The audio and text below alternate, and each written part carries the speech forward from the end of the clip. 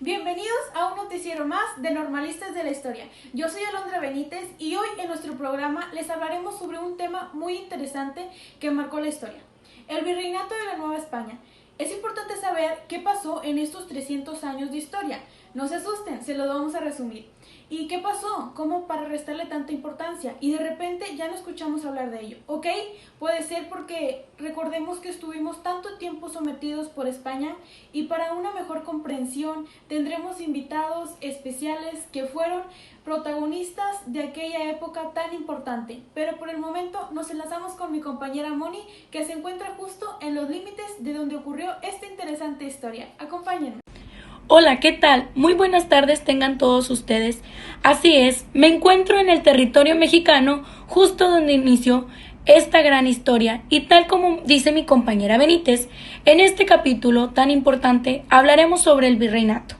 Tendremos invitados muy especiales, los cuales fueron partícipes de este evento. ¿Quién mejor que ellos para que nos cuenten la historia con hechos verídicos? Acompáñenme en punto de las 5 p.m. hora centro. Tendremos una entrevista con los personajes de esta historia. Hoy hablaremos sobre el virreinato de la Nueva España. El virreinato de la Nueva España fue una de las entidades territoriales establecidas por el Imperio Español en el continente americano.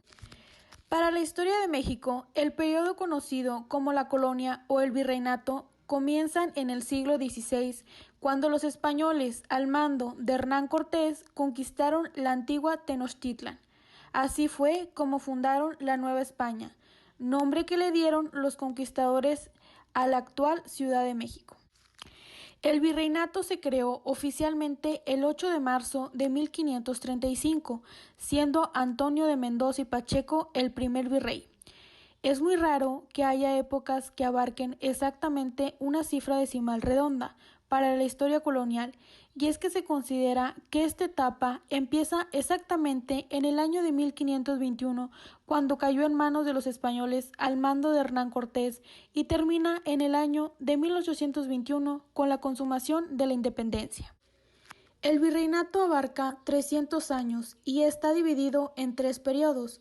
El primero, todo lo que corresponde en el siglo XVI; el segundo, todo lo correspondiente al siglo XVII; y el tercero, que abarca el siglo XVIII.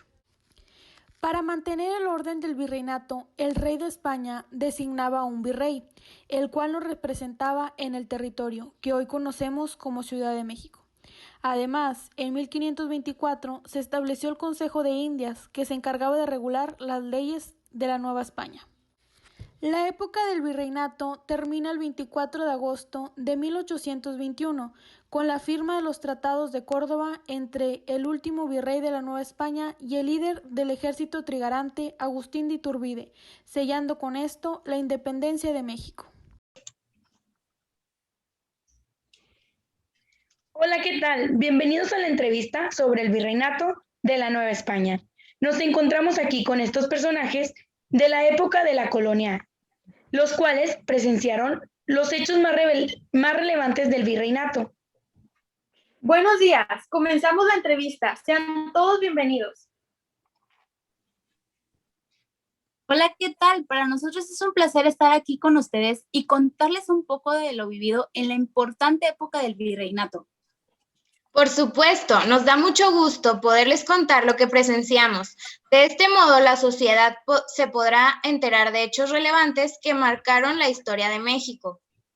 Claro, la importancia de la época de la colonia es determinante, tanto para la historia de nuestro país como nación independiente, como para la historia de todo Occidente, ya que a partir de ese momento América entró a formar parte del mundo que hasta entonces conocían los europeos.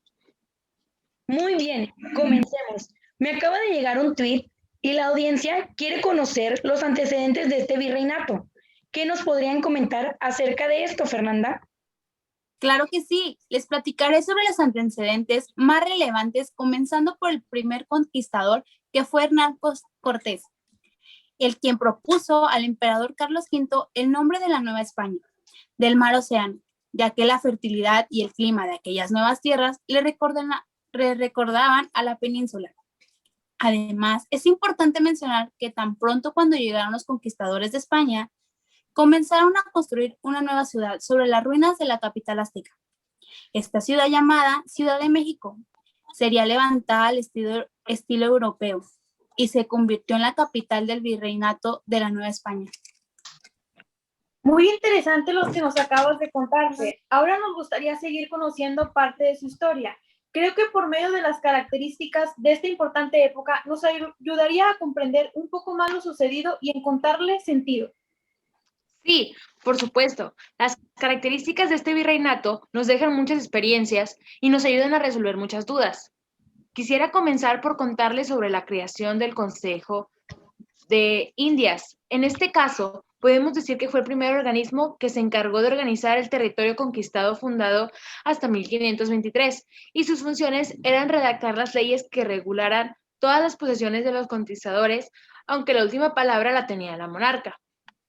Otra característica importante era la Audiencia de México, la cual se conformó en 1529, con Nuño de Guzmán como su presidente, mas sin embargo este organismo no fue capaz de solidar un gobierno. Bueno, y sobre la dimensión social que conocemos como el mestizaje, vivimos una gran diferencia entre los blancos europeos y los criollos, los que se aceptaban como los indígenas y los negros llevados como esclavos desde África. Con el tiempo, podíamos observar cómo se reducía de manera drástica la población indígena, debido a que los malos tratos, las enfermedades llevadas por los conquistadores, por lo tanto, al final, los blancos, los indígenas y los negros acabaron produciendo una mezcla, cada uno con una denominación propia.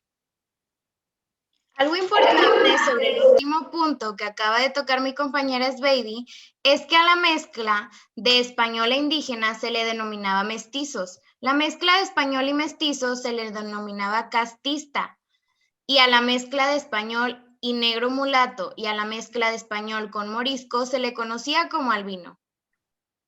¿Qué nos pueden contar sobre la economía y la organización política con la que contaban?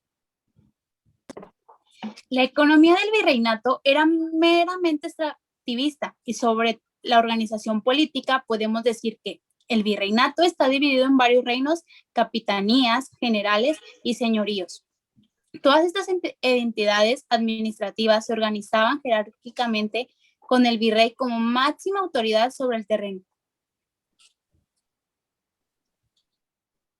Súper interesante la historia que nos acaban de contar. Les agradecemos su participación en esta entrevista y fue un gusto para nosotros que nos pudieran acompañar. Y ustedes, amigos televisores, no se olviden de sintonizarnos todos los días en punto de las 5 de la tarde, hora centro, para informarles sobre la historia a la cual ha venido atravesando México. Muchas gracias. Nos vemos a la próxima.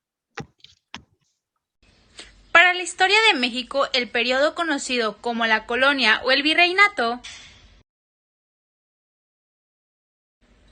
empieza en el siglo XVI, cuando los españoles, al mando de Hernán Cortés,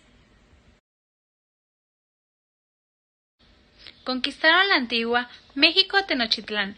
Así fundaron la Nueva España, nombre que los conquistadores le dieron a la actual Ciudad de México. También se conoce esta etapa con el nombre de virreinato, porque el país, durante el tiempo que duró, fue gobernado por un representante del rey de España, que tenía el título de virrey. El territorio original del virreinato de Nueva España era inmenso. Se extendía en la América del Norte y el Centro, abarcando el territorio actual de México, Guatemala, Honduras, Nicaragua, El Salvador, Belice y Costa Rica. A principios del siglo XIX, el virreinato de la Nueva España rebasaba los 4 millones de kilómetros cuadrados, más del doble del actual territorio nacional. El 90% de sus 6 millones de habitantes vivían en el centro y en el sur, mientras que las regiones del norte estaban casi vacías. Las principales actividades económicas eran la minería, el comercio, la agricultura y la ganadería. Alrededor de ellas se forjaron grandes fortunas y grupos de poder. En el ámbito rural predominaban las haciendas. El pulque era la bebida por excelencia. Abundaban las pulquerías pequeñas y grandes. y no faltaban los vendedores de a pie, que vendían pulque hasta en las procesiones religiosas. Los mercados de la Plaza Mayor de la capital novohispana, el Parián y el Volador, eran los más grandes de todo el virreinato. Muchas mujeres vendían comida en las puertas de sus casas en las mañanas, ofrecían tamales y más tarde guisos como chiles rellenos y res adobada.